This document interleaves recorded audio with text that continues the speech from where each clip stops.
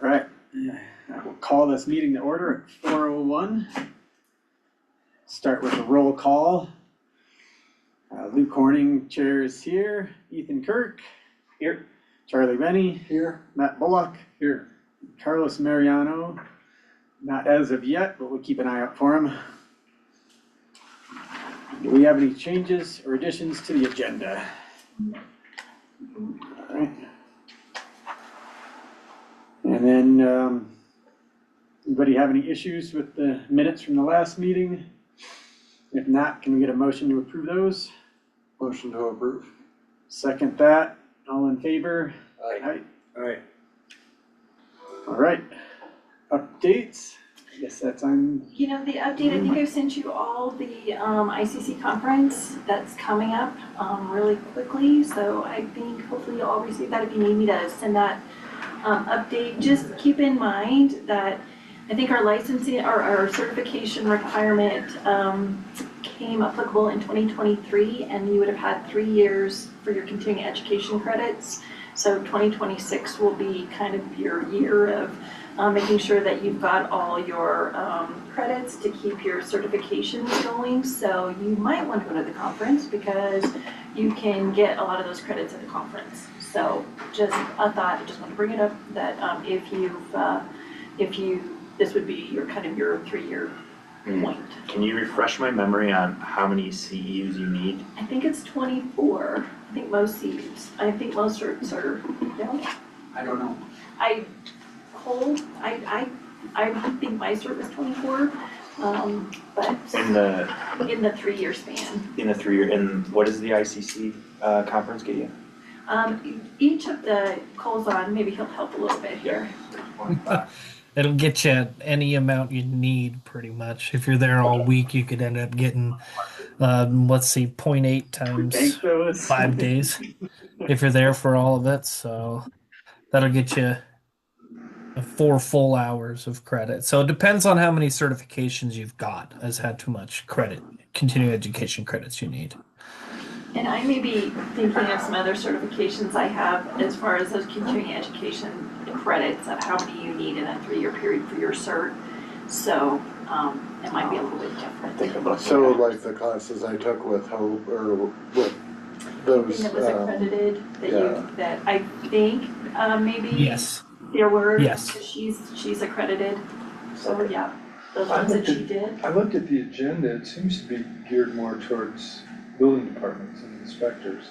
I mean, there's some energy and compliance and stuff that seemed interesting, that seemed like it'd be tough for me to fill up a full week of how to get out. You know, some of those classes are not interesting, they wouldn't do me much good to, what was one of them, how to get the public on board with the new codes or something like that. Yeah, so some of that is definitely administration of codes or instructor.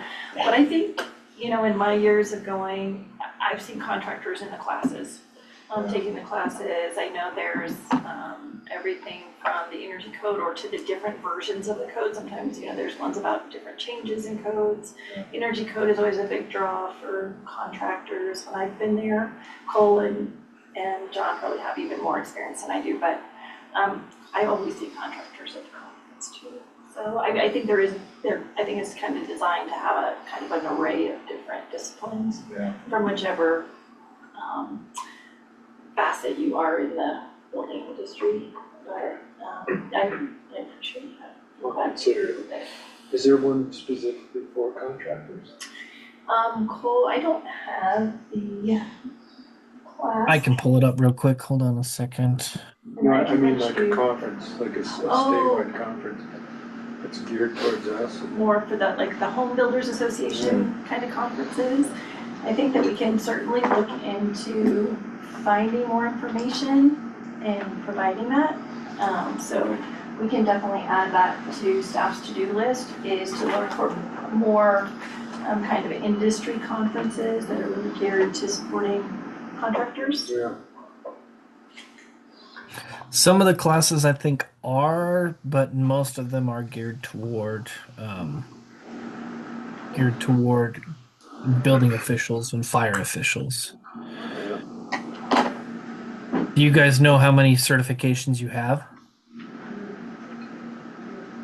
I think generally they have the one that's required for residential, I think maybe a couple of you have commercial and the others have the residential, so is it the G11. A and B or the A, contractor A and contractor B? Yeah, A, B, and C, and Okay. residential's just C, I thought A is both. G11 was Yeah, Commercial. Maybe, yeah, I think commercial and it's residential. on the website too, I could look at it. But, I don't know if, I don't know that I have any CEs stacked up yet, so I gotta get on board. If that was the question, yeah. I'm assuming there's other pathways to CEUs, though. but let me work on getting more information now, because it sounds like everybody would benefit, you know, everybody that's got new certs. So let me work on, getting, information out. And do these all have to be ICC accredited? Is that who decides if they're, I believe so. Okay. I don't know if there's any reciprocally, Yeah. or anything that's reciprocal about recognized for continuing education. Cole, do you know that for ICC? Is there any? For ICC certifications, you just have to have 50% that are preferred provider. And there's a bunch of different preferred providers that give you that. Usually the Colorado chapter does a class, so once every 2 months they get you that continuing ed. And then also the Ed Institute that Ann's talking about right now. And then those classes that Hope does or was doing every Friday. I don't know if she's still doing them, but those will get you continuing education credits too. And there's other available sources online. Not all of them are paid, some of them are free. And ICC has free classes that they do online to get you those continuing ed. So I'll work with Cole and John and we'll come up with a list of resources to help you Yeah, out that'd be helpful. with those. yeah, I know we're not the only ones that are probably Right, gonna be and butting up we'll- against this. We'll send them out to everybody, but I was just had that like, Yeah, oh, I would this is just- 2023, how quick, Right. 3 years ago, right? Like, holy cow. I mean, it's crazy. It doesn't seem like that long ago we were adopting code. Really, I'm sure it doesn't feel like that long ago to you guys. So,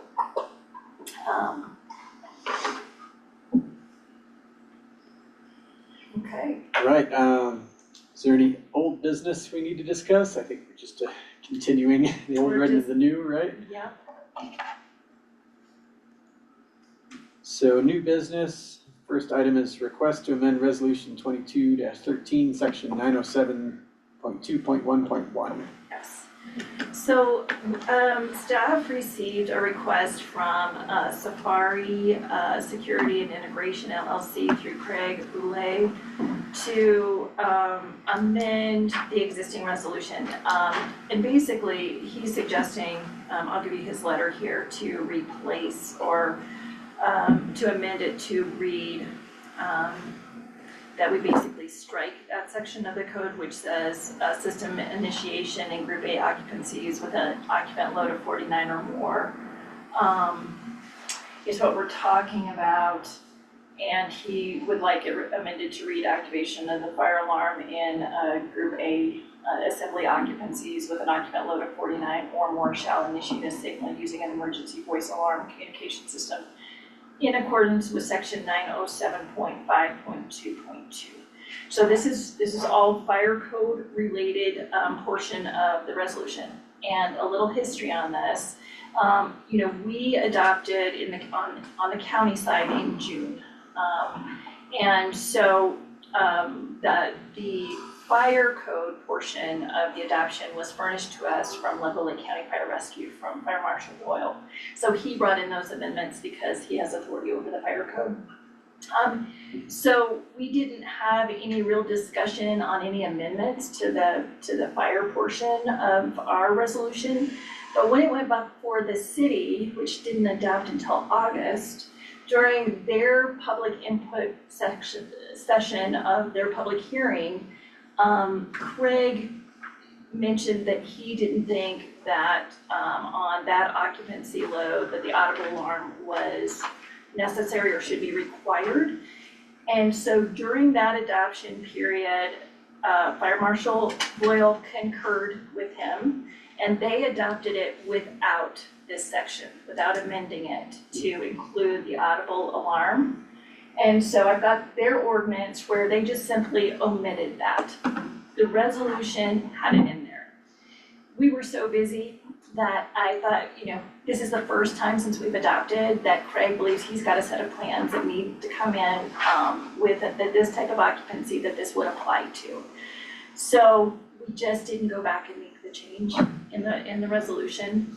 And this is the first time it's coming up that we'd like to, I would totally agree that the codes and Fire Marshal Boyle agreed at the time. So the city's adoption moved forward later without that section of 907.2.11. And so what we're asking, I've been asking Craig, could you wait until we do the new resolution because we can clean it all up then, because we're getting ready in May, but he does believe that he's gonna have a set of plans that are gonna come in that need to not have this fire requirement in them. And so that is his request, so I'm happy to discuss it, there's his letter, and. So right now, it's just a discrepancy between the city and county? Yeah, so the city omitted this section, and just for reference, I did bring, where it shows up, it's on page 11 of our resolution. And so it's just at the very bottom of our page, and the city's ordinance looks exactly like ours, their format's a little bit different, but they completely omitted that section at the bottom.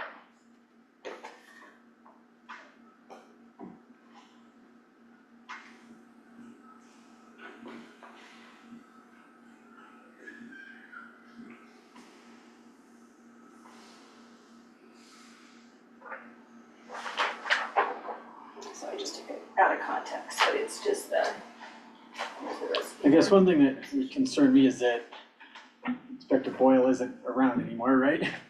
We don't have a new fire chief, We don't have a Fire fire marshal marshal as of yet? currently, we do not.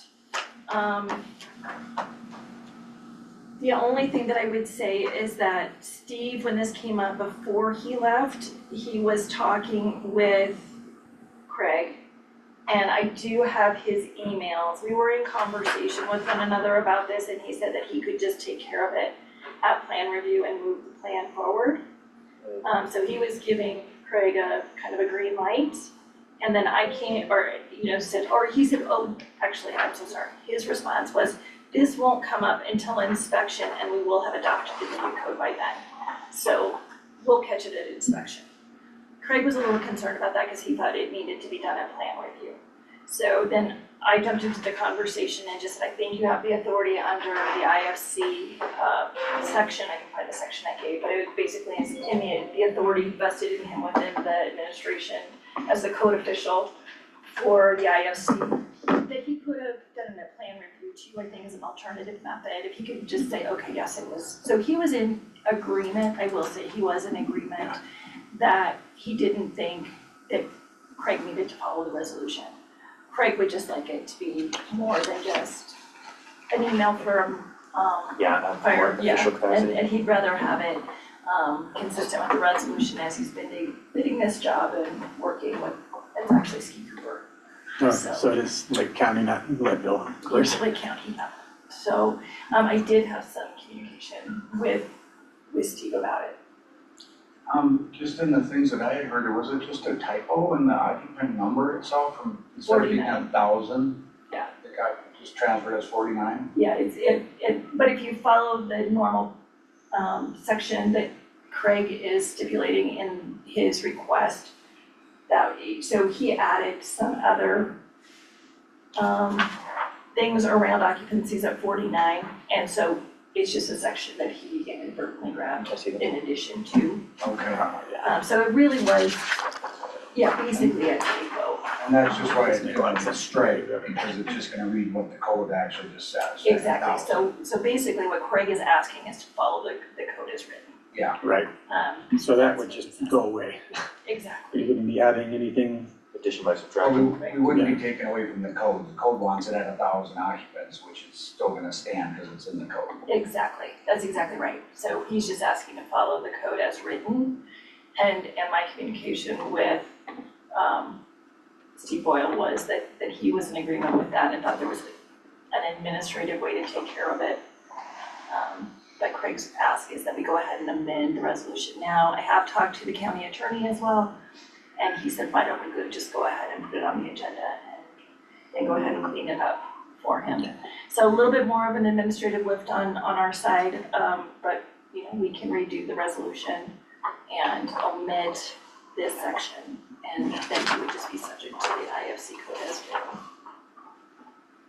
And that's what, again, what the city ordinance did. Goes under the But next. yeah.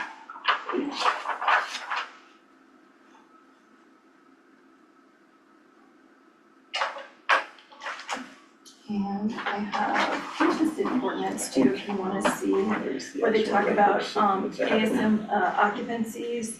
So, sorry, it's like this, but it's page 33, and here's where they just omitted it, they just didn't even add it. Let me just pull up, unless you have it handy, the code that it's referring to. The IFCO, I don't have that on here. Yeah, cause it's the IFC. Yeah, 2018 IFC. yeah. I can find it, I guess.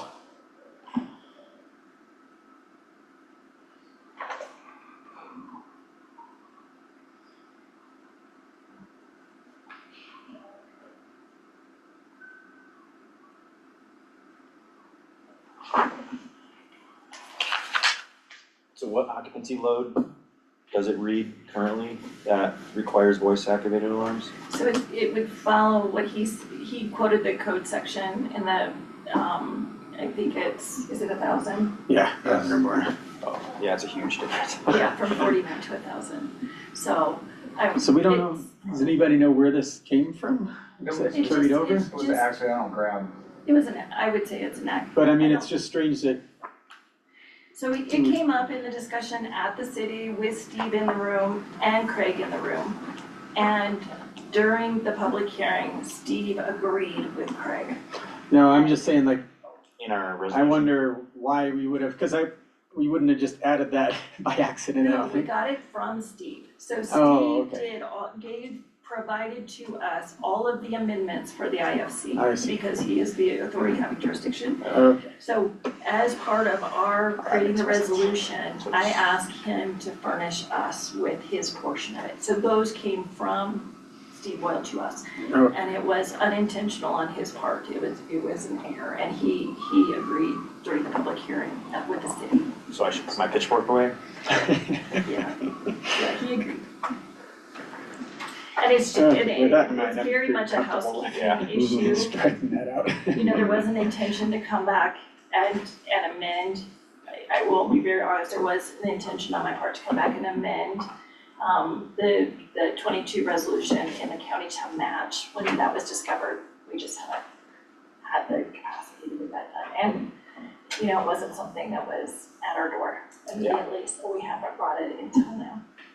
And then when this ask came in, my hope is that we can just consolidate into the new resolution, but, So we're gonna make we an want- amendment for a few months and then, Yeah, so we're gonna get to do two.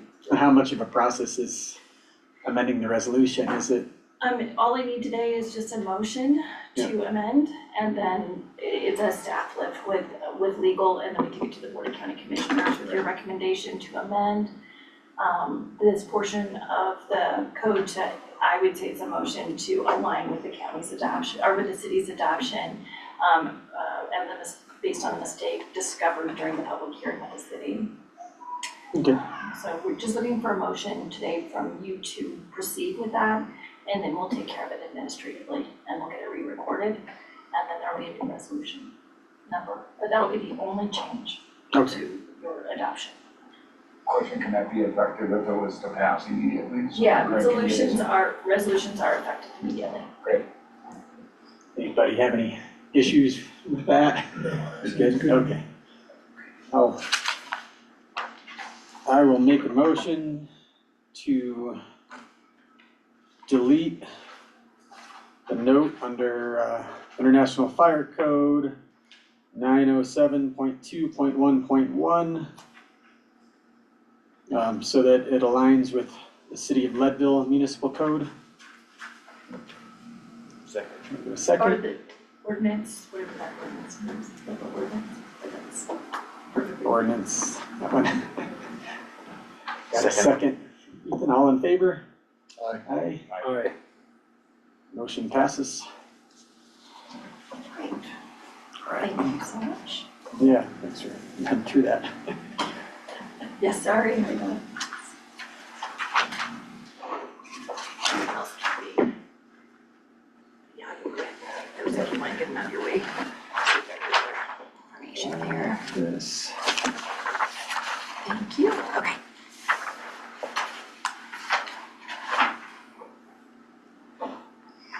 All right, next item here is update on the Colorado Wildfire Resiliency Code adoption. Great. So, staff has been working, directly with, both of our respective councils. So I see that Chapin's on, and I'm happy to give the floor to him after I give the county update, but I think it's similar to ours. And that is, we have, referred this to the county attorney's office, and we are prepared to have it on the agenda for adoption by the county on, as highlighted in our presentation of the code. This is set for March 17th by the Board of County Commissioners. So we've taken your recommendation, we've taken it in, and we're working with the county attorney to draft the resolution to adopt the Colorado Resiliency Code and MAP as the model code.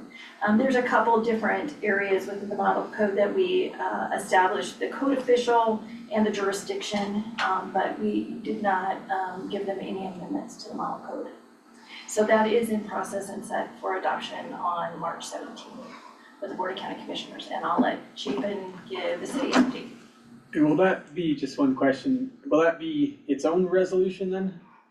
It will, So it won't amend this current resolution? that's right, Okay, and is that the way it should stay, or yes. would we wanna roll those together at any point? Well, that's probably a good question, and I will probably defer to the county attorney on my side for that, but I kind of anticipate we will do this resolution and the county, or, and the city will do an ordinance for that, and then we'll do a separate resolution and, ordinance for the high codes. Okay. As a separate, but that's what I anticipate, but I will, I'm working, you know, my relationship with the county attorney is fairly new, and so I will defer to whatever he decides is best. I Yeah. know what we did in the past, but I don't wanna speculate. Feels to me like for the public, it would be kinda nice to have it tied in under the same resolution so that they're not trying to Move back and forth. look back and forth between different documents, that it's all in one place, it's just another section of our resolution. So I'm not saying that has to happen now, but maybe as we look towards amending the resolution, Absolutely, that just could like be our, rolled into it I at think that you have point. the ordinance over there, the ordinance looks a little different than how we kind of, you know, at the beginning of our resolution, we list all of the codes. Yeah. And so the city's format is a little bit different, but that's a really great suggestion, and I'll bring that into the discussion. Great. And can you hear me okay? Yeah. Okay. So just a quick update on the city side. So, it sounds like we're just doing a concurrent process, but just, slightly different method.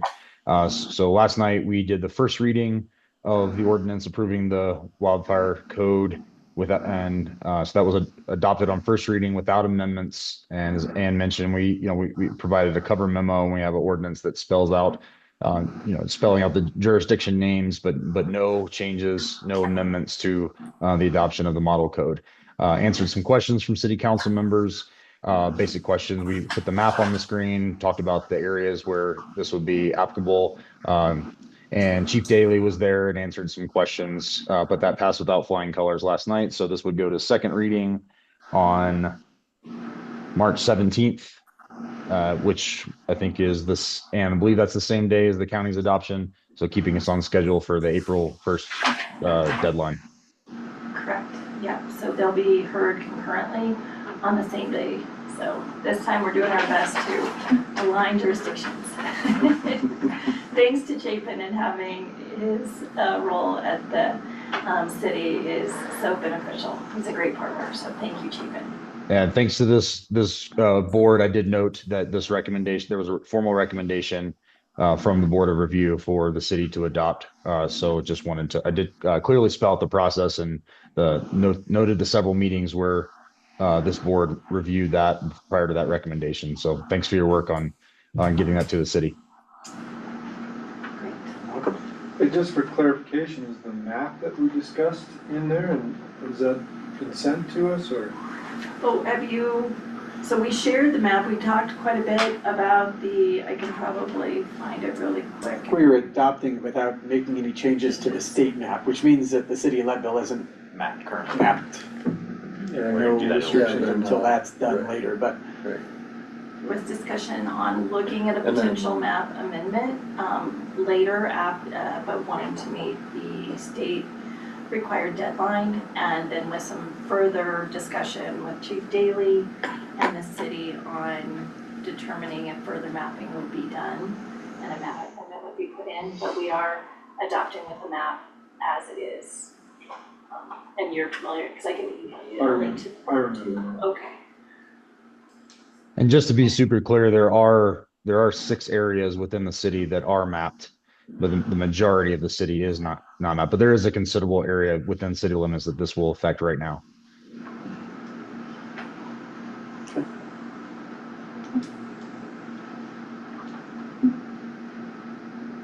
And then places like the Homestake Trout Club, they just did like a huge Yeah. fire mitigation thing. So I don't know if they're still in the high zone or if there's places like that we have to consider, you know, potentially altering. there's the On that. ground truthing option. Yeah, they can actually also petition to ground truth and amend the map as their homeowners association too. Okay. So there is a process with the state to go through doing that, and the Forest Health Council is just doing some updates on their mapping, but I'm happy to bring in next time. I think that'd be a really great. We just were, Shelby in our office, our GIS analyst was just working with them to update their map about all the different treatment areas. Hmm. So a lot of chipping, I think there's been like 14 subdivisions. I think that number's right. We just had a staff meeting about this today. They did the chipping program, and then Homestake did that massive mitigation as a subdivision. So working close with them too, and so going to the Forest Health Council. I haven't gotten the invitation yet, just to let them know about the wildfire resiliency code too. So, but I'm happy to bring in their mapping information and kind of like, so you just generally know like what kind of treatment's going on and what kind of mitigation work is happening. And you might have some information about that too. I don't have, but there's definitely a lot of work being done on that. I'm wondering, if it's be too difficult, no problem, but we think there'd be a way that we could have those layers, that are on the state website for the hazard zones show up on our county GIS mapping as well? We do. Well, okay.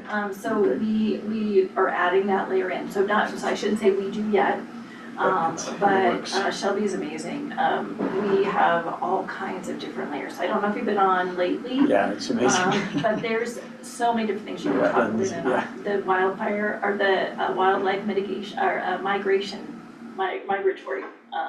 mapping is pretty cool. The wildfire is something that we're adding too. Right. There's so many different layers on our mapping under CDP, so check it out sometime. Just a one-stop kind of- shop, that'd be great. Yeah, but there are so many different layers and we're adding layers all the time. Yeah. So take a look, we're doing even more for the comprehensive plan, Yeah. so.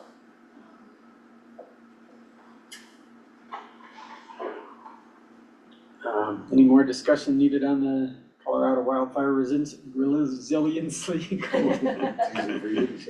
It's a tough one.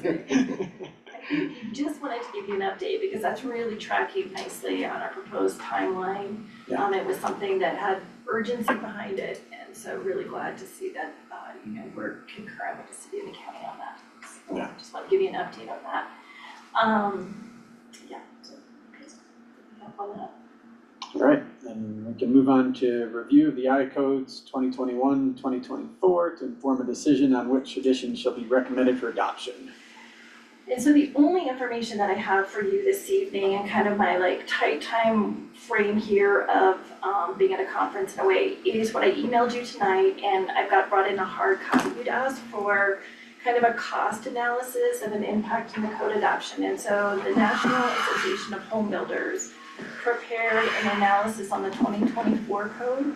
And so that's it in a hard copy. And I did email it to you, so you'll have it digitally. It's quite extensive and does a lot of analysis. I'm sure you're gonna need to take a little bit of time with it. But I thought it was a really great I resource. had one too that I think was a little more of a summary that I dug up, so If you, we yeah, can if try you and wanna highlight that. share that, or we can Oh, like either. the AI summary version? No, it is actually put out by National Home Builder, but they might have just done it AI, I don't know. Hard to tell And then anymore. Cole is here with us this evening. Thank you so much, Cole. So I think if you have any like direct questions, we talked about, and I think we forwarded, Hope's had some information that we sent out to, from an energy standpoint. I think most of that she's already discussed with you too in her presentation. So, that is the additional information that we kind of have for you, and then certainly John and Cole for our code experts in the room to help with any other questions you might have as well. And even if questions come up after the meeting, you can always shoot us an email or let Ann know, and we can respond to those as well. Okay, thank you. Yeah. And I have no problem because my inbox gets so crazy full these days.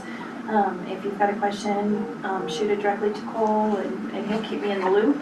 But I want you to have access right away because I know time is getting of the essence. And so please feel free to reach out to Cole directly if that's okay with you, Cole. And I know you'll loop me in, just because I don't want you to be waiting on me for something that you need right away. Got a pretty backed up inbox right now. One question I had, with regards to the IBC in 24, there was mention of a fire safety plan that was required over 2021 and obviously 2018. It references section 3302, and I didn't get a chance to actually look up what that section was. I was just curious what that actually looks like. And the fire safety plan was during construction. Right. That just highlights and further just gives you the owner or authorized agent obviously is responsible for developing and implementing that kind of a plan to where essentially it comes down to, are you going to do fire watch? So typical things that we've done in construction in general of what's your fire safety plan in the event that a fire occurs on your job site. What are you going to do? So a lot of times, I mean, OSHA usually puts all this stuff in place already, and they'll visit your job site and say, okay, you don't have fire extinguishers here, here, or here. Fire department does it as well. What safeguards are you putting in place? Do you have water on site? That kind of information is what would be part of that fire safety plan. And it's all regarding the safeguards of construction at that point. And is that for any IBC permitted project, or is there a certain trigger that would come into play that would require that? Not necessarily. It's all pretty much under the fire code when it comes down to it. That's what that section references. So 3302 sends you to the IFC and wants you to basically work with your local fire department to make sure that all of your flammable materials, those kind of things, locations, whatever combustible weight material you've got, those kind of things, all get done through the IFC. And included in that plan, I mean, they're looking for fire department access, that kind of stuff. So if a fire does break out, can they get on site to put it out? That kind of stuff. Okay. And so getting more granular with it, like, for example, inspections during construction, is that up to the AHJ then? Or is that something that's like spelled out in 3302? So technically in 3302 dot 3, there is a daily fire safety inspection that whoever you designate as your site safety director. So it's just asking for you to take fire safety into account when you're on your job site. Now, smaller so that's not residential like a projects, things like that aren't. Yeah, it's not going to be full on. You have to have the fire department out every day. exterior inspection, yeah, okay. Yep. It is Daily documented and inspections. maintained on on-site. It is documented in an on-site manual. Oh, okay. Correct. So like there's. So you do have to track it. Yep, okay. You know, that brings up a good point too, Cole, that I anticipate, you know, we made a few changes, as you probably will recall, with our last adoption in like our plans checklist and our, you know, some of our documents that you can go through and kind of figure out what your total CD is and what all you need. And so, you know, we'll be updating those administrative forms too of like, what do you need to submit Okay. for permit, but you know, that's just making me think, or reminding me that we'll need to be doing some administrative steps on looking at our plans, checklists and different things so that it's, you know, we provide good guidance on, you know, if there's additional requirements that need to be submitted, what does that look like? So we'll work on making sure that we get our forms updated to, you know, as part of this process and implementation of the new code, we'll be working on making sure that those are really user-friendly and helpful, hopefully. You know, we changed things up before with, particularly around the energy code and lower door testing and things like that. So we'll make sure that any of those significant kind of changes are shown up in good guidance documents, so you know how to submit things.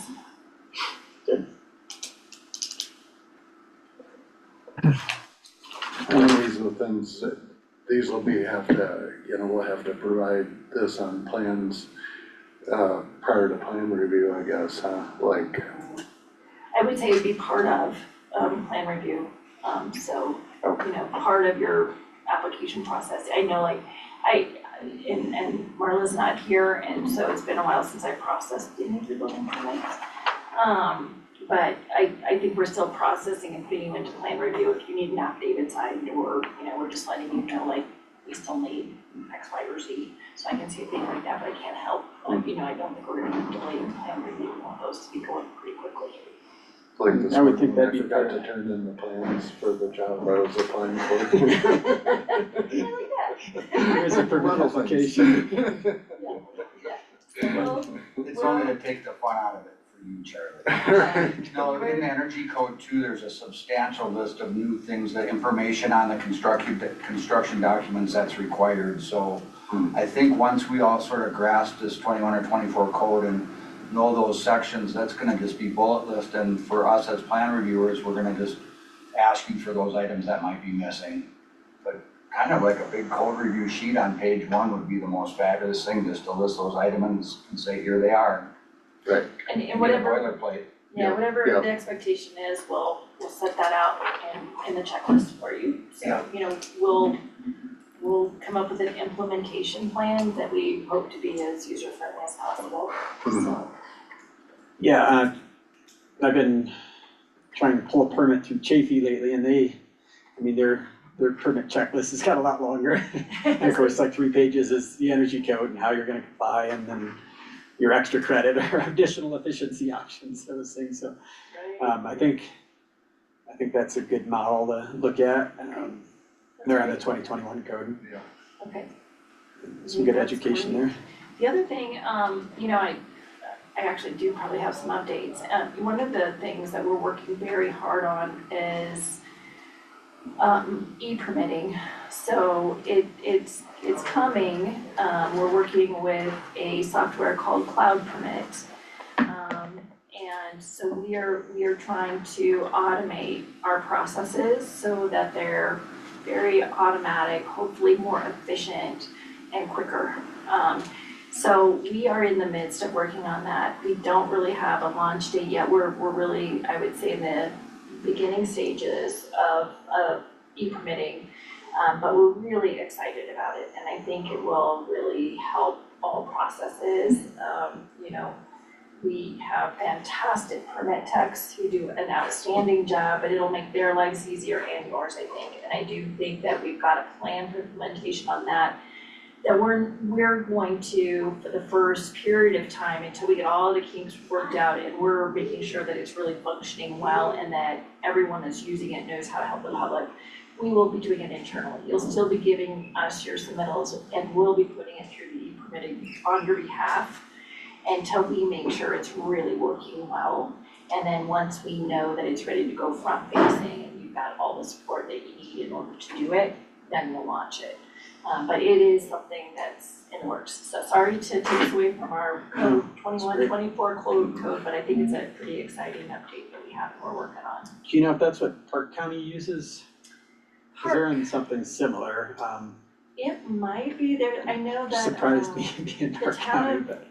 Avon, I think, I can't remember which counties are using it.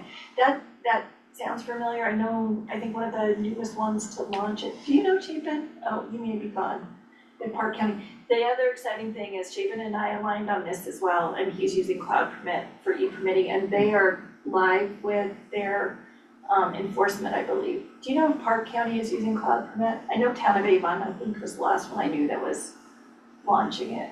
I don't know off the top of my head. I could probably find out pretty quickly because I can actually just log into our cloud permit and then you select the jurisdiction. So we'd have a list of jurisdictions in Colorado that are using it. So we can actually get that so you can have it for your next meeting. Yeah, and we can pull it too. That's what Yeah. But yeah, we are using it for zoning, permitting, and for code enforcement.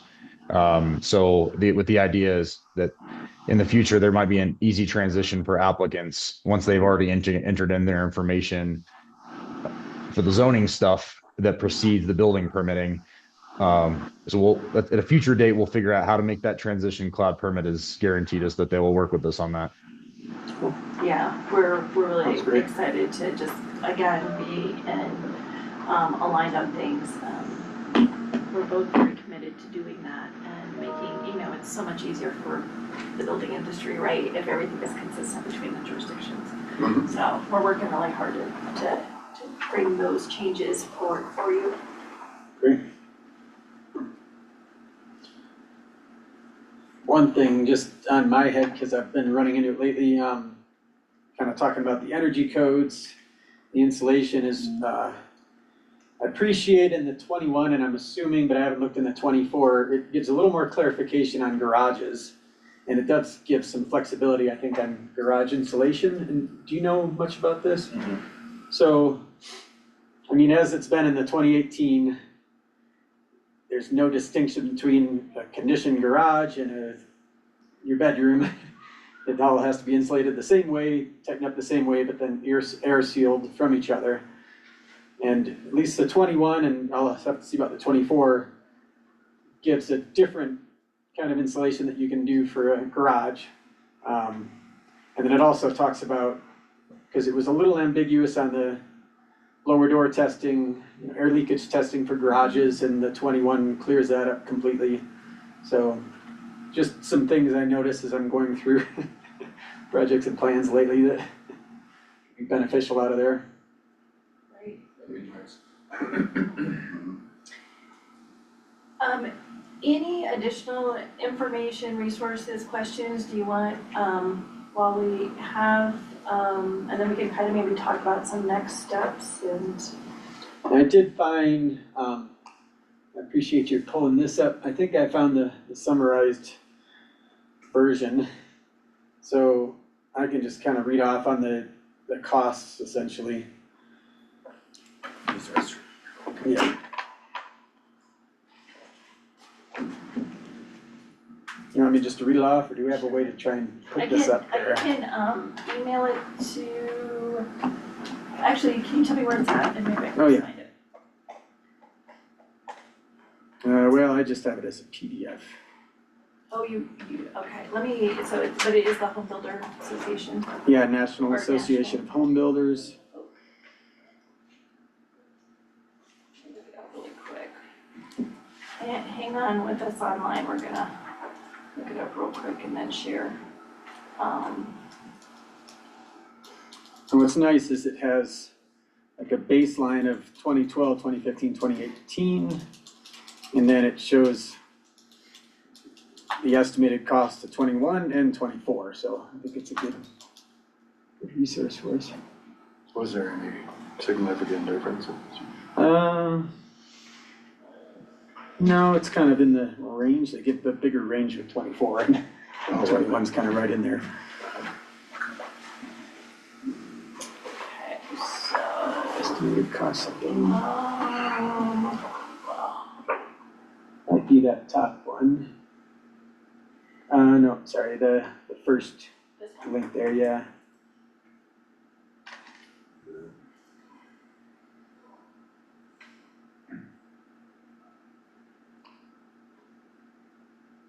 Okay, let me go back to Zoom and share what we're doing here, so everybody can see. I can probably just email it over to you real quick.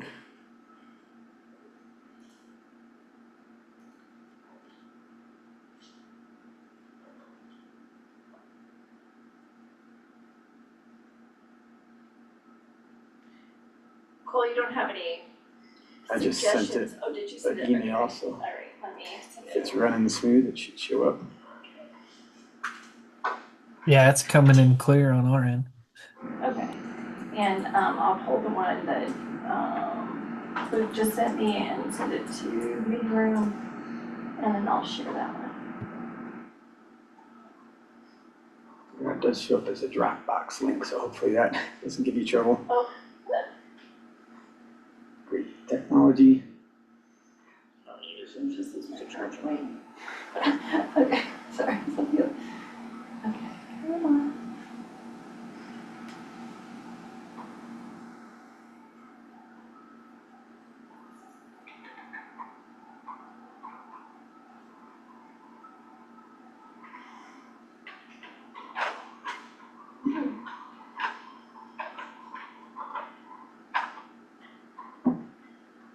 It needs a big file.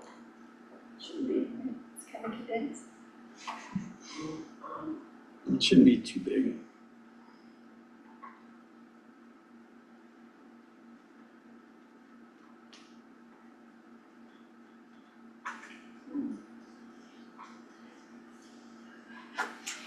Can you try this for me? Because it's not coming to me for some Yeah. reason. Can you send it to, I can give you an address? Yeah. BOCC room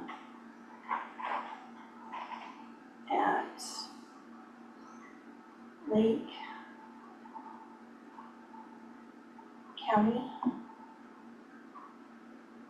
CO.com.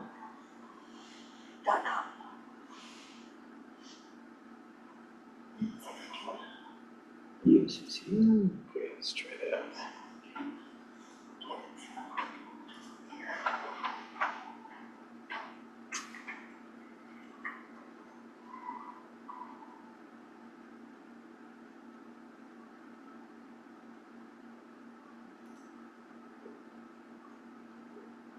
Oh, do you have your internet on? Well, I'm connected and I'm, should be on the, shows I'm on the internet, Okay. but who knows? Oh no. John, somehow you entered the waiting room. Do you want me to admit you? Please, I can see it right here. Oh, okay. I got it. Oh, you can't, oh, I see what you're doing, okay. I'm like, aren't you here already? I'm not kidding you, yeah. Guess we can keep looking for it. I can kind of just read it off too, because there's really not that much there. Okay, I'm sorry. I think maybe we're having some connectivity problems. So yeah, this is from the National Association of Home Builders. It's titled The Cost of Compliance with Recent Model Energy Codes 2021 IECC and 2024 IECC. So this doesn't have anything to do with the rest of the IRC or IBC, specifically energy. And then I'm gonna go from table 2, which the baseline is, it lumps 2012, 2015, and 2018 codes together. just because I guess there weren't as significant changes in those. And then goes by climate zone, so for climate zone 7, it says the 2021 IECC compliance costs come to $8,100. And then for 2024, shows the compliance costs at a range of 6,700 to 10,200. So That must be because of those new, more flexible, yeah, There's a step there for you, Carlos. Go on up. I didn't know it was totally official. It's official. Sorry. so yeah, I think it's kind of interesting, like you say, it's probably because 2024 has some more flexibility in some places, but it is interesting that the credits, yeah, there's like a huge list of credits that you can like kind of pick from a la carte. right, Oh, and I just got it the too. 8,100 lands right in between that.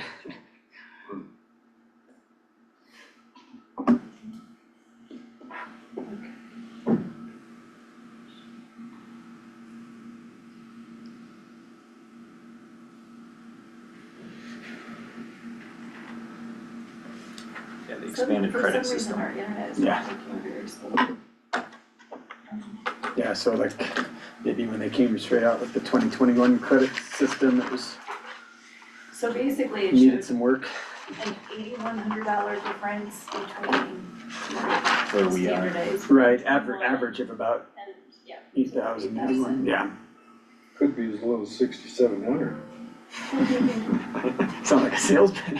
I'll get you in there. What do you want your payment? Yeah. Carlos, we're talking about whether we wanna go for 21 code or 24 code. I don't know what the difference in the plumbing. I guess the other factor of this too is, I mean, they assume some long-term savings every time we update energy codes, and For I sure, don't yeah. know. That's all first cost, that chart. Right. Not taking into account Yeah, so rising it'd be energy costs. nice to see what they're showing for that, what the What the long-term payoff benefit is, what the payoff, what the time frame is. Yeah, useful information, and then this has it in a much more detailed format for us all to. Was there anything else useful out of that? Link. I haven't really spent any time going through this. This Oh, one? this, not really, I mean, it's, Okay. there's climate zones. Yeah, it's What's that pretty other- brief. Oh, 2009. I did have another one that kind of showed all their data on how they came to this, but yeah, 2009 doesn't do us Yep. much good. It was mostly that chart. Oh, okay, Yeah. nice. 3 pages, love it. Yeah. Quick and dirty.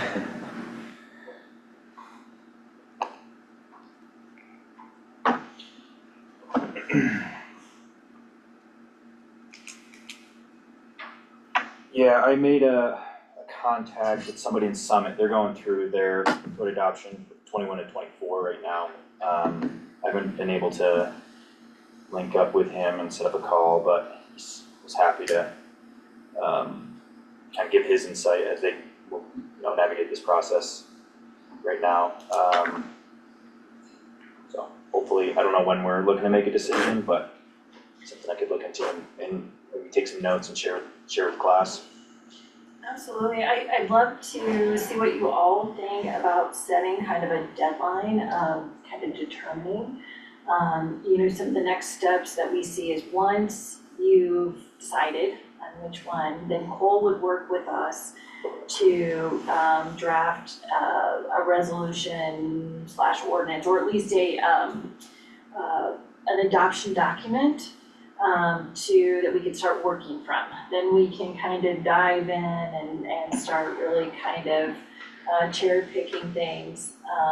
So what do you all, I think, what more information can we get you? What more would you need to make a decision, and do you wanna come up with a consensus on by when you'd like to make a decision? Can you just remind me if we don't adopt 2024, are we obligated to adopt it within the next 4 years? So then we'll be back, right? We've got 2 about years. in 3, 3. and otherwise we've got about as then we're gonna have 6 years. And then the 23rd, and then you start to work on the 23rd, so for me, that's enough. Let's just go right to 2024. I mean, it seems like they've streamlined it a little bit. Maybe They're According to getting a Cole, little it's bit way more smarter. flexible. They went back to R49 in the lid, which is a little easier for a brain to read. I guess, It's inevitable. yeah, I'm definitely leaning that way as well. There's nothing glaring from my point of view between the two that would push me back to 21. One question I have, how are builders doing with air tightness? My blower door tests have, all first attempts are pretty much under 3 right off the bat. And passing. You know how we created that policy, if you weren't passing, you didn't pass it, you went and you did, that whole list. There's like a prescriptive kind of list. Yeah, prescriptive path. I think we've used it once. Nice, okay, because that's another difference is air tightness is a little more stringent in 24 versus 21, so if people were struggling, Did it drop to what, 2.8 or something? Do you remember the I number? thought it was actually 2, but 2.5, I think it's 2.5. 2.5. I rarely, well, I shouldn't say that, they're in the 2.8 to 1.8 range generally. Okay. And they're stressing on that 3 on a few of them. So those builders are gonna just be aware of it from the get-go. We'll remind them at footing inspection. Start your air sealing plan now, and it's also gonna be on the construction documents too. And detailing out your air barrier, your vapor retarder, your water resistant barrier, your thermal envelope. And so that all of those informations hopefully are gonna have some thought into the planning process versus just in the field. And I can't see where your blower door tests are gonna be much over 1.5 as a basic test. And maybe we have used the prescription method a few more times than once, but it hasn't been very many. Yeah, it hasn't been like No. a flood of really We're bad not. builders. I got one builder who's blowing right now at insulation stage, so that they don't have the jip on, they got a chance to see what they might have an issue with and seal it right there, cause they want the tight house, and that's a great time to catch any voids, so. We used the aero barrier on that Bohac residence, and it took it from a 4 down to below 1. Well, nice. $15 a square foot. It sure saves a lot of time, and that's a pressurized test, and Which is We more, we should be able to use those numbers and not have to do a blower door test, is that right? That is what we did on that job, Yeah. and it proved out to be exactly the same air change per hour Yep. tightness in a reverse fashion, and so I wouldn't be surprised to see that technology in a lot more of our homes, just as a rule, where we actually aero seal the whole thermal envelope of the home versus just a duct that might be outside of the conditioned space or something is where it's been used in the past. Yeah. I Primarily. mean, in my experience, it's harder to hit the lower numbers pressurized versus depressurized. So if you're hitting it pressurized, I feel like should take precedence. It's $15 a square foot, you know, they set up, by the end of the day, I was passed, you know, it's expensive, but You did this at what stage? Was it drywall up and drywall. Yeah. Before paint. before paint? Mhm. Nice. But, you know, you compare that to trying to do a blower door test at insulation phase, with candles and the smoke bombs, I mean, Mhm. how much sense does that make? Yeah. The drywall's. if you have one, it probably makes sense, but yeah, if you It sounds like then you gotta do another one, so there's 2 blower door tests. Yeah. I The don't know. beauty of what you just described is there's always alternates available, and that we're able as building officials and plan reviewers and inspectors to be able to entertain alternatives, and if they meet the intent of the code, they should be able to be allowed and not really have a big hassle about all of that, so just because it's not in the letter of the code. The nice thing about what the 24 energy code in particular says is that, and Hope shared that particularly, is that a lot more eyes were on that thing from a lot of different perspectives. And so that's where I think the benefit comes to the end owner of the property, but the people that have to try to put it all together, and the subs and the generals to really use that as their tool to get to the end game. Well, keep an eye out for Bullock's Arrow Barrier Systems. Yeah, it's coming up. Tri-County Arrow I think a Barrier. different 14 name bucks a would be square great. foot. $14.95. Because that guy came from Denver and, There's somebody in Summit I thought that was doing it. Really? Wasn't there? Yeah, I know Dan Northcraft does it a lot too. yeah. You know, and those trades are gonna show up to meet the code standards, and now that we've got a lot more 21 and 24s in the community at large, you're gonna have those subs available to you. Yeah. Who is doing board on tests? Somebody called me the other day. Fred got out of it. Does anybody know? I've been using North 39, from, Edwards. Okay. Yeah, Dan was calling you about it. He uses Brent Topper at Alpine Energy Solutions. I mean, that's the name he got. Do you know them at all? I think he's out of Salida. What's it called? Alpine Energy Solutions, Okay. Brent? Is he a HERS rater, you know? I don't know. Yeah, okay. Look into it, but Well, that's my 2 cents.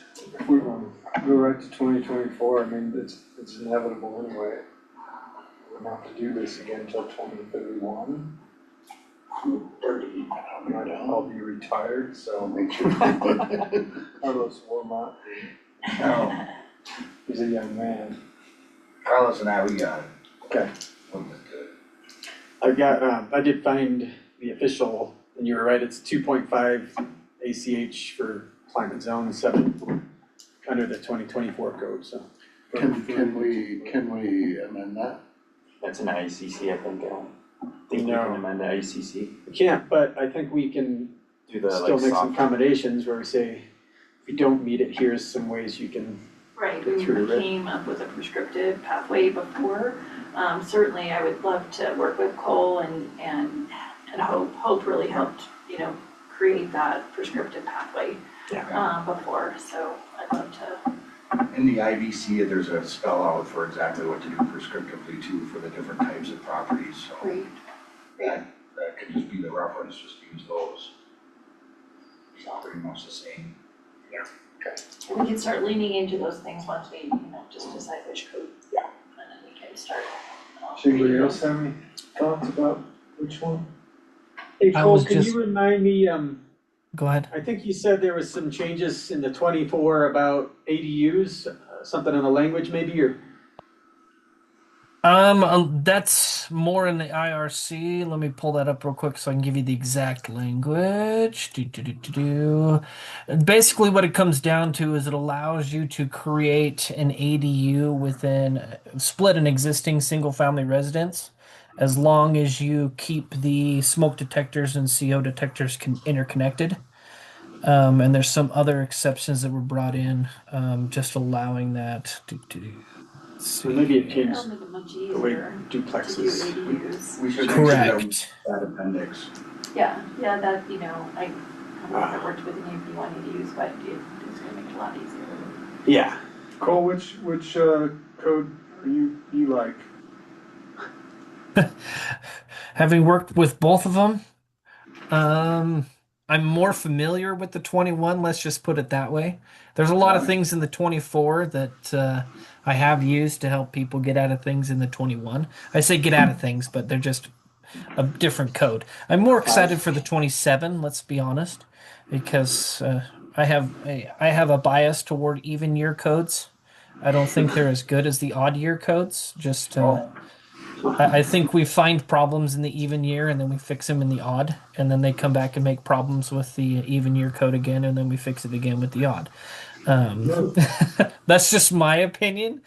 But as far as regulation and what we are allowed to as building officials accept as an alternate means and method, the 24 is miles ahead of what the 21 is. So allowing us to accept newer technologies and to look at it and say, okay, you know what, this meets the intent of the code rather than the black and white of the code, it gives us a lot more breadth and leeway to say, yes, we can do that. As far as your ADUs go, though, that is all under your fire-resistant construction in 306. And there are a lot of establishments of where we're able to amend that and protect it in other ways as well. But that is specifically the Appendix BC in the IRC that gives you all of that information. But some of those provisions were included into the 24. Okay. So if we were gonna get those, we'd have to adopt those appendices too, but that's fine, assuming. Do you think there might be any conflicts with what's in there versus what zoning shows? We'd have to keep an eye on, or? No, this change to ADUs actually aligns better with zoning for ADUs from my standpoint. I don't know if Chip had some thoughts, but it's gonna make it a lot easier for us. We're going in zoning, like, I am proposing a code amendment this year to make ADUs a use by right. They've been required a conditional use permit as part of, if they're on less than an acre. So we wanna make them a use by right. We really wanna incentivize them. There's also benefits and funding out there if we become what's known as ADU friendly, no, it's not like, I can't remember the exact term. ADU supportive jurisdiction. Supportive jurisdiction, and so we're on our way to doing that. We're looking at the parking, the only two things we really have is making them a use by right, and there's some parking requirements that but we're doing a code amendment. So I would just say generally, this is us aligning. Yeah. Because sometimes there definitely is a difference between zoning and building on how we look at housing types. And this will bring more of an alignment for between the building code and the zoning code. Great. And the specific section you're looking for with that ADU stuff is actually R302.3. That's where it brings in all of that extra added language. In the Under IRC. two family dwellings. Yep, in the IRC. R302.3, if you want to read through that. Yeah.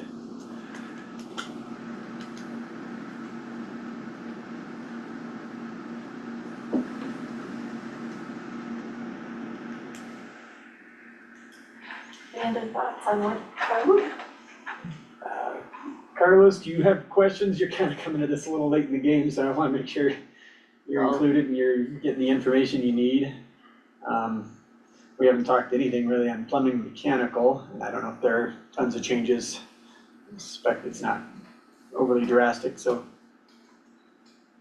Cole, is there anything that you want to highlight in the plumbing and mechanical side of things?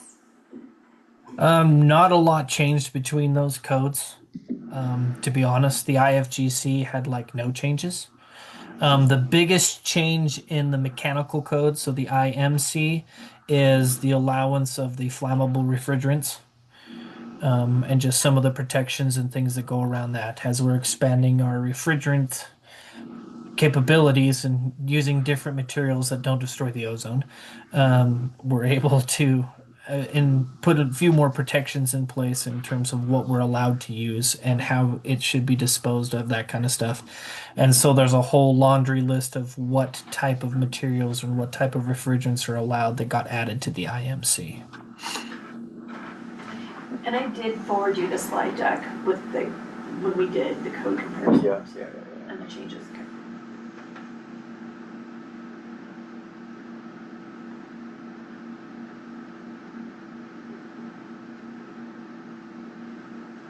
Other than those couple items, I don't have anything else. Sorry. I know that it's hard to teach a 2024 IMC and IPC update when they don't really update the codes. Question, has there been input from fire or clear concerning 21 or 24 IFC if they have a preference?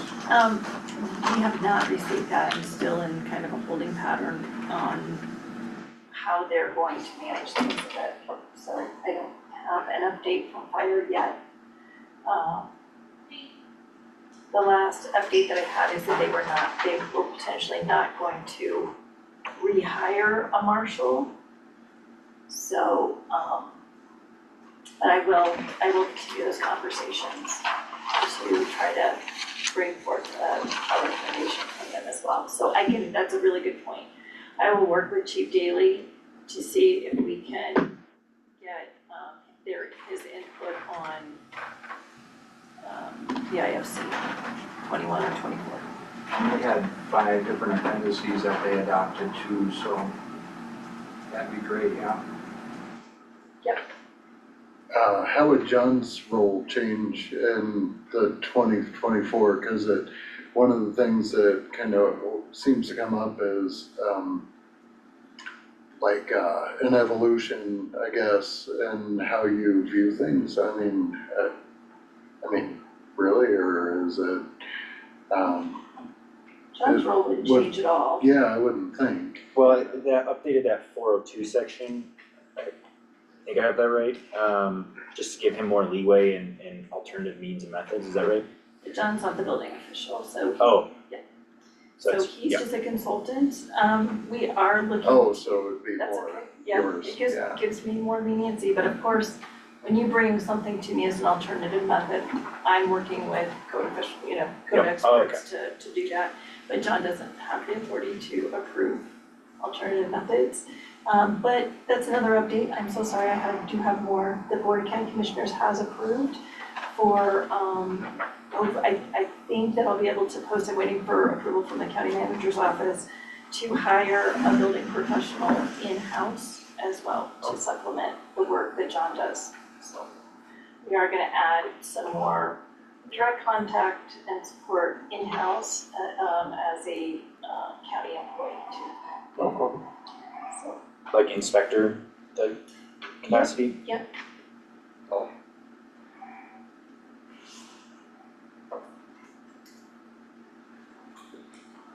From our side in the field inspections, the only thing that's really important is just being super clear about what code this project was permitted under, or that permit number was permitted under, which code, so that we can drill right to the exact words if we have a question or a concern or find an exception or things like that, so we can just have a straight prescriptive path instead of following around it. Sure. And we do that right now anyway, we still have 12 code projects going on out here galore. Extended. Cole, you kind of spoke to this like on the side, but I'm just thinking, as you mentioned, you've got a lot of people that are under 2021 codes that are wanting to apply 2024 codes in certain situations, maybe to add clarification. Can you expand on that a little bit? And so occasionally when a new code is produced, they clarify or add exceptions, or a lot of times with the commentary, it clarifies how and the intent of the code section. And so a lot of different places will say, well, we want to use this provision out of the 24 because it makes more sense. And a lot of jurisdictions say, yeah, that's okay. And some of them, it's because, yeah, we're adopting the 24 in 3 months or whatever time. But other times it's, yes, that makes more sense. And most jurisdictions will allow you to move up a code cycle just to get that clarification, because they view it as a stricter code in a sense, just because there are those updates and changes to the code. And sometimes it is a more restrictive requirement. But the caveat with that is sometimes the jurisdiction will say, okay, you can use the 24, but the whole project has to be on the 24. You can't pick and choose out of the 24 what you want. So it all depends on the jurisdiction. And most of them are usually okay with it, moving from the 21 to the 24, because they will be adopting the 24 soon. That's the general trend in the state anyway. Right. That's my understanding. On that, do we know where the state's going with modular manufactured housing? Are they going to the 24? They are going to the 24, Okay. I believe, isn't that right, Paul? Yes, that was part of our discussion today, and the TAC, so the Technical Advisory Committee, is moving more toward the 24 codes. And staying on They the haven't made a 21. final decision, but that's what Currently they're on leaning. 21, right? Yeah. Cole, they're currently on the 21 codes, state? Correct, they're on the 21. Yeah. And that makes a decision a little easier sometimes too, maybe. Along with that state, we have a lot of manufactured housing's coming in these days. And it's a good tool for everybody else to use, not that they have to align. Everybody's on the same page. Is there any resistance in going to the 24 for any of you, or anything that you're on the fence about? Cole, remind me of the expanded provisions on the energy storage systems in 24. Let's see if I can remember. If I can pull up the slide deck I sent. I can find it too, probably. And send it over and share it. More ESS. Yeah, I have that too. Something more, so. Yeah, more. Are we talking just IRC or are we talking just That was strict IRC. IRC? Okay, I can pull up the code real quick. That'll be Just faster than your trying slide to deck find just it. says expanded ESS requirements and references. Correct. So they renumbered that whole section. Of course, you guys know that under the 2024, they renumbered all of Chapter 3. So it got It's awesome. yeah, it got all changed Yeah. around. So sections that I had memorized aren't memorized anymore. But it expanded. So the main thing that they expanded under the 24 is allowing the ESS in the garage and for impact protection. So as part of there's a whole new section in section R330 of 2024. It has a whole diagram that explains and shows where impact protection would be required and what kinds of impact protection are allowed.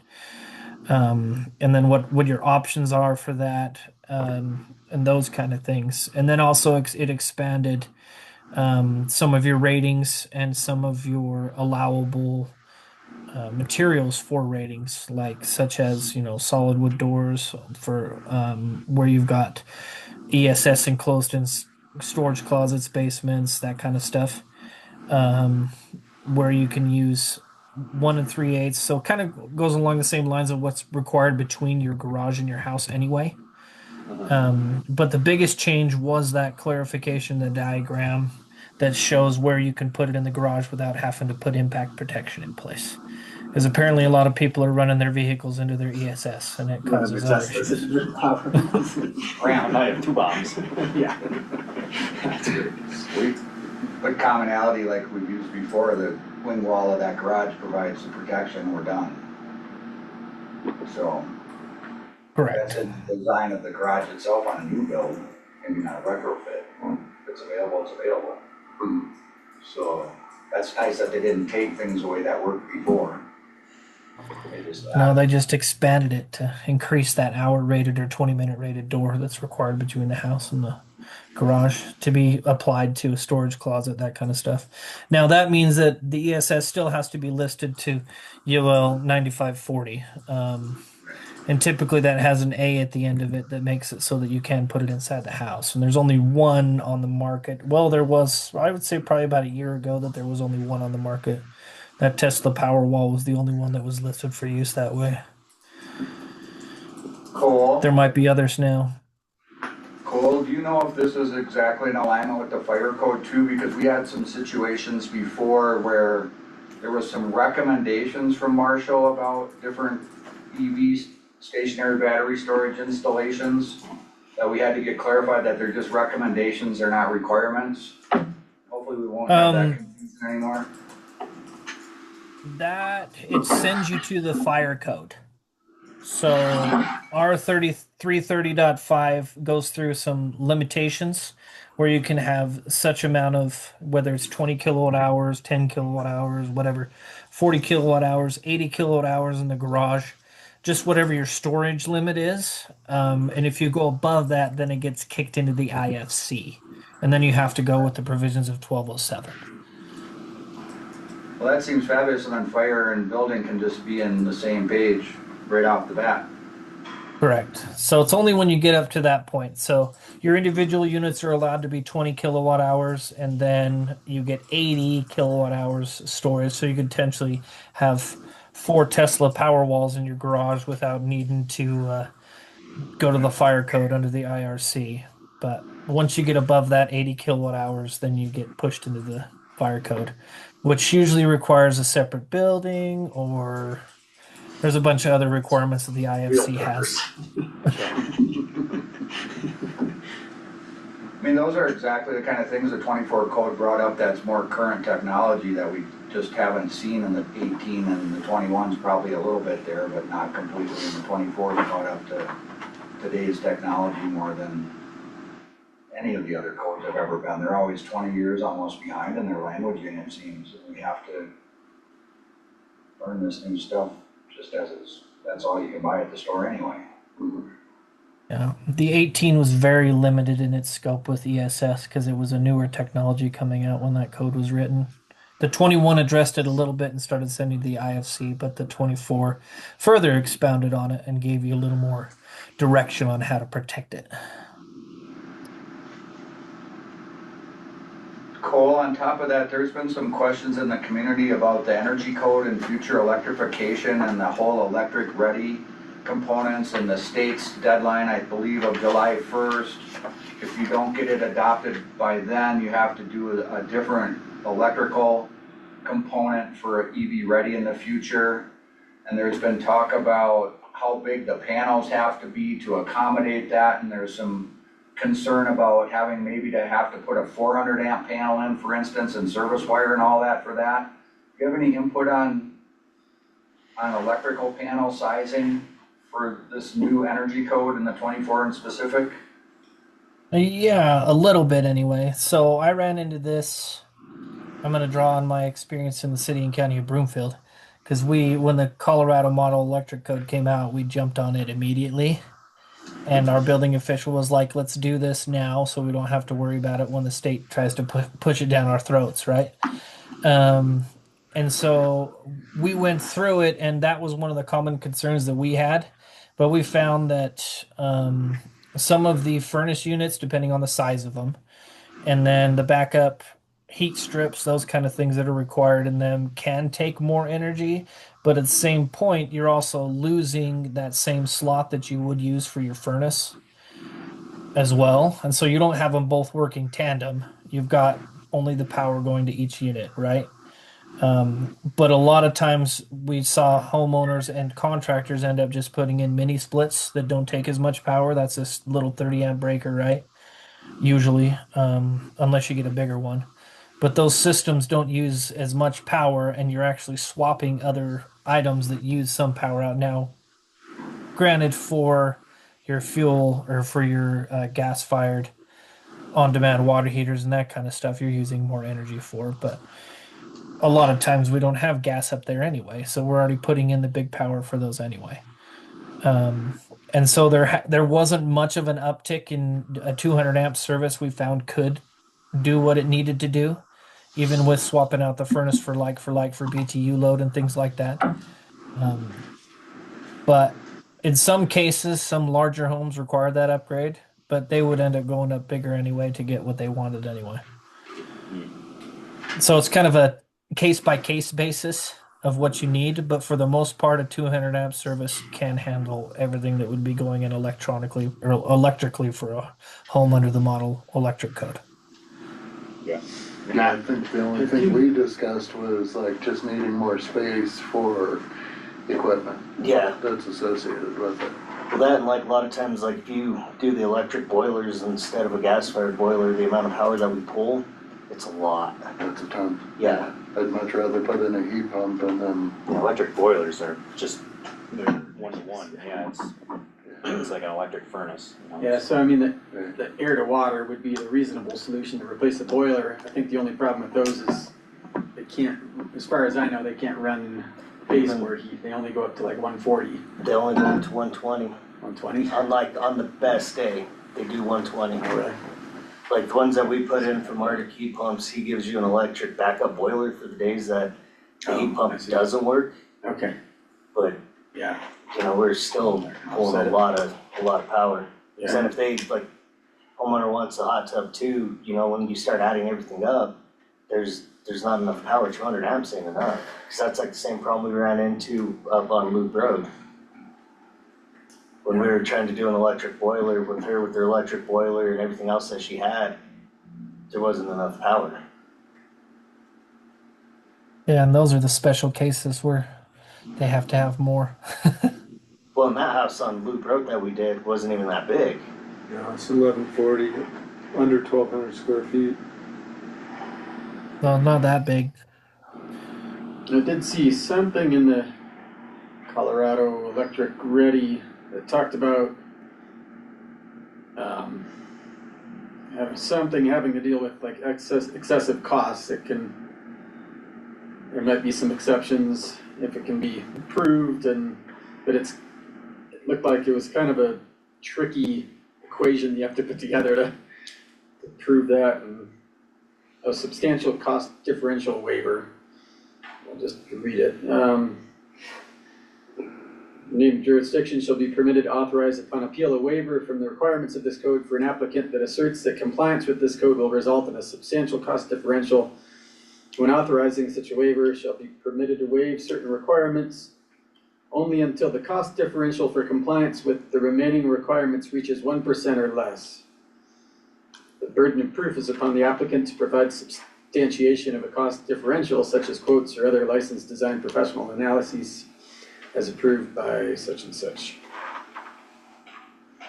So I have to try and understand that a little bit more, but okay. Then it says, for the purposes of this section, substantial cost differential means cost incurred as a result of compliance with the requirements of this code would exceed 1% of total mechanical, electrical, and plumbing construction costs inclusive of materials and labor. Okay, I guess there's something there anyway, but it's only up to that 1%. So What that's helping us with is that the code requirements to comply to make something EV ready or have that capability for the home doesn't have to be excessive. And so that's where, like, all of a sudden we think we have to go to a 400 amp service. That's one tool that could possibly help us be able to decide that we don't have to require that for that property, for that project. Yeah, that could be the upgrade to the 400 amp service could be included in that 1%. Yeah, I And built those are plenty. the tools that the 24 Energy Code allows the designers to really have their project meet what we do today and not throw you off the bridge. I've built plenty of all electric buildings in this county and I've never put bigger than a 200 amp service in. Right. And that's, I think, kind of the misunderstanding is that if we did a gas home with some electric things, that if it had the capacity to go all electric, it wouldn't change the panel size. Now, if you added a hot tub and 3 barbecuers and 7 hot things over there, then that's a whole different story. That's not part of the EV requirements. Those are options for the homeowner. Yeah. Cole, do you have that date that the jurisdictions have to adopt the energy or the electric stuff? Or they have to go to a higher standard? Yeah, our whole matrix, our whole timeline is built so that we avoid that. Great. Yeah, that was in the presentation that we did, but you can go ahead and give us the date, Cole. I think we have to be adopted prior to July 1st, is that right? I think it's July 1st. Yeah, July 1st. June 1st or July 1st, I can't remember which one. Yeah. Hope it'd know better because the model electric code falls into the energy July stuff. 1st. So, as Hope said, at least from staff standpoint, we're doing everything to build this out to make sure that we've got our adoption processes ready to go, that we're not gonna be in that position, that we're gonna adopt prior to that, so we're not gonna be in that position to be forced into the model code. So that's the whole support that we're gonna provide you to make sure that doesn't happen.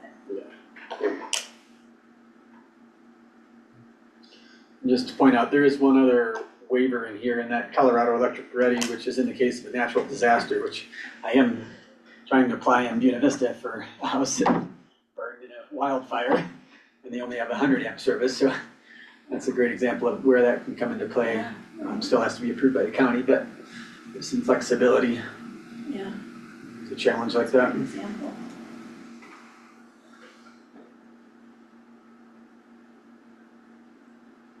What would you all think about having a deadline, either our next meeting, which is in a week, or the following meeting after that, which would be 14 days from tomorrow, or, I'm sorry, yeah, 14 days from tomorrow.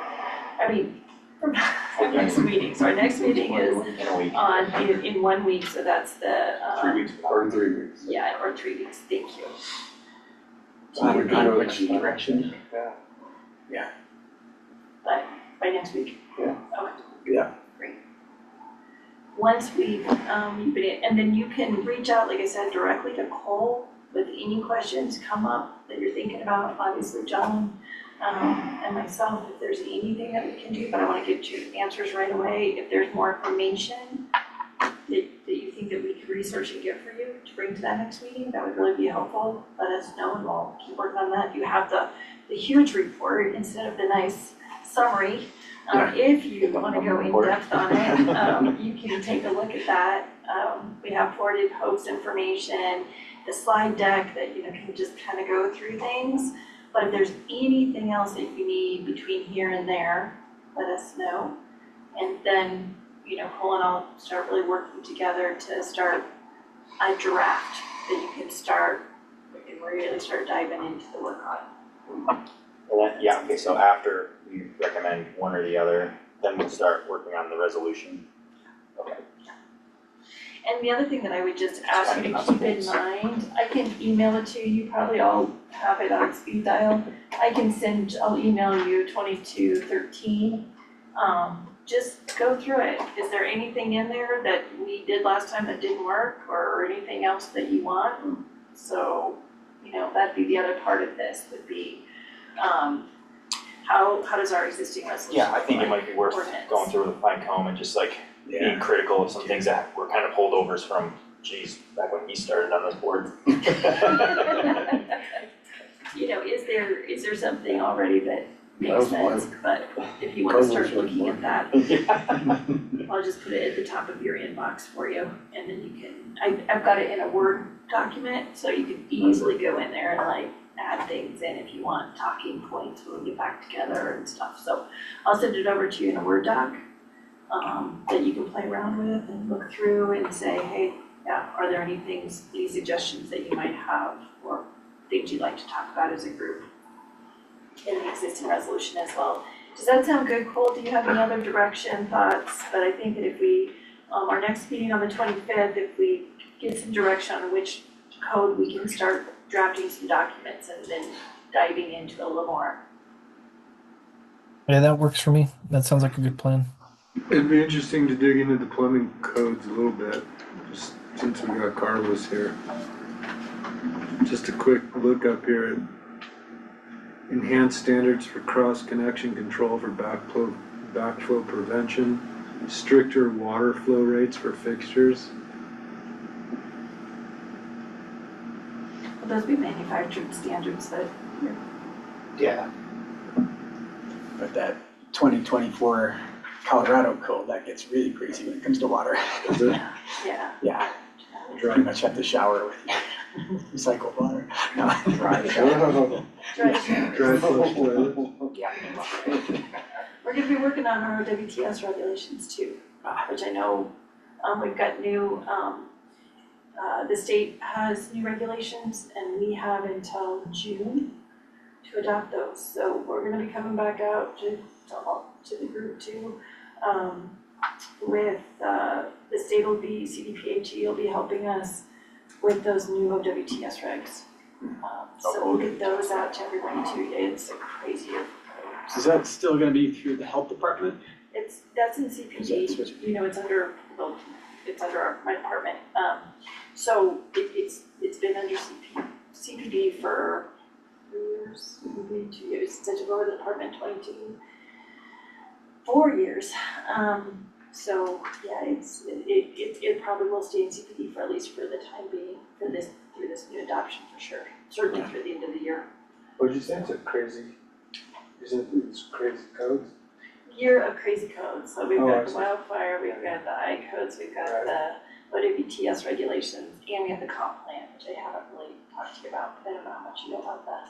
One community project and the comprehensive plan, but I'll Yeah. save that for an update on the 25th. How's that sound?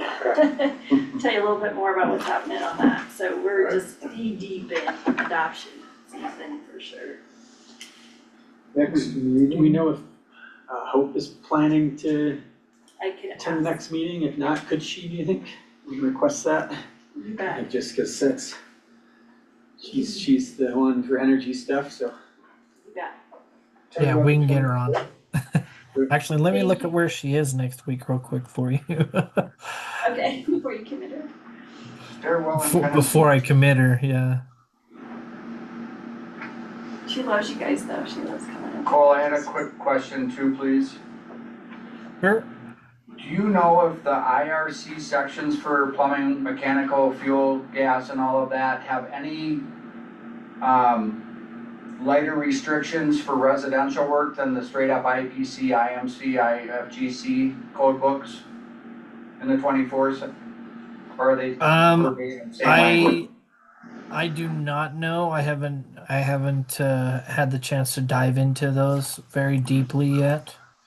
But from what I'm just, thumbing through the, I say thumbing, but I'm really doing the scroll wheel through the online codes, and there's no, in 2024 under the IMC, IPC sections, there are no blue lettering. Okay. It is all still the same black lettering from before. Do you guys ever use the commentaries? Have you ever had? All the time. I know you do, well, and so do I, because it's like a teaching code. But I didn't know if you Just guys point ever use at it. them. They're good, it's a good addition to get into the commentary, and we have one we'll always have them available in the office too, if you ever wanna look at one. We will get you obviously your IRCs, your IBC. Did you get the whole suite last time? Yeah. Like get back in that. Talk about that. I would love to see if there's an option for doing just the digital or like a login to the premium subscription, cause I don't have a lot of room for books. Yeah, no, That's why well, I gave all mine to Matt. as soon as we get, Before getting rid of. we can put that on the agenda for a talking point, like, would you rather have the code books, would you rather have a premium subscription, what makes sense? Yeah. So we can absolutely talk about that and price those out, and on my side, I'll look at my budget, price those out, and then bring those options in, but you bet, whatever works best for you. Yeah, I think the only trick would be I think the premium subscription is more of a subscription thing, so it's not so much of a one-time purchase. I don't know if it's easier or harder, but. But you know what, I think I might, I'll talk to my county manager who is a finance whiz about what I can do about that, cause I might maybe do some, like a reimbursement, something like that, and so, so it's in your name and all of those kind of things, and put in a reimbursement, and then we can just pay back that, and I think that's probably the way we can do it, but Yeah. I need to get that approved. One of the nicer tools that could be for the community and the designers and the plan permit applicants would be to allow them access to that premium subscription. They can copy and paste code sections and put those right in the plans that they have and make everybody's world a lot easier. If that's a possibility, that the public could get access to the premium side somehow through the county's login or something like that, if you're open to that. I'm wondering if that's like copyright infringement Well, or, no? Nope, not if you're using it for that, you can't resell it, but if you're using it for personal plans, the ICC allows that, but that's the only way I can get copy and paste is when I'm logged in. with Right, they're Premium. pretty careful about the free version, not letting you do anything with it. Click it? Yeah, you can't copy it. No. Somehow they Yeah, did, not at all. take a screenshot. Look into, I'm not aware of anything Yeah, I like guess. that, John, where Just look at them. the county could hold a license that we could let anyone use, I think is what you're saying. So Yeah, I Cole, don't, do you know if anybody's doing that? I don't know of anything like that. Not that I've heard of. I mean, I think because ICZ puts out the free version, they'd probably be pretty hesitant to allow it, the Right. premium to be distributed that way, but. We can link to the free version, obviously, on the Yeah, I website, I think think that'd be we great, might 'cause- already, What's the so, major difference between premium and regular? The premium has all the insights and commentary, and you can search it a lot easier, and you can copy and paste, so you can't really do anything except look at what's in there and try to remember it or retype something or whatever, That'd be but more for design. it's more not for huge, but yeah, Putting that stuff on plan. yeah. It's also, you can download the versions and have it where you don't have cell access over there. Oh, I didn't know that. Nice. Yeah, I have the PDFs of the 2018 that I've had forever, and that's mostly what I refer to, but it's not always ideal either, so I'll do a little digging on my own and see what makes sense for me, and Yeah, we can absolutely, talk but about that more. definitely value your time, and it's one thing that, you know, I can get back to. Yeah, I don't know if So, you can, happy like, to- a la carte, like, personally, the IBC and the IRC are the two that I reference the most. I don't ever look in The other ones, yeah, all the others. So I think I do think that there'll be some flexibility in like, what would you like to have, and, you know, up to this or up to that, but I will look at, could I put in like a reimbursement voucher if you get the premium online, cause that's what you like, and I'm sure I think there's a high probability I can, but I have to get it approved first, so. What's a subscription cost? I don't know, I have to look at it. I'm not, I don't think it's terrible, but Sure. do you know, Jeff? I don't, Cole, do you, it's per user, I think, or number of users? Yeah. Some's got it. Yeah, typically. I'm trying to think of how we do it, because that's all in California that they do all of ours. But it is usually per user. So we Go ahead.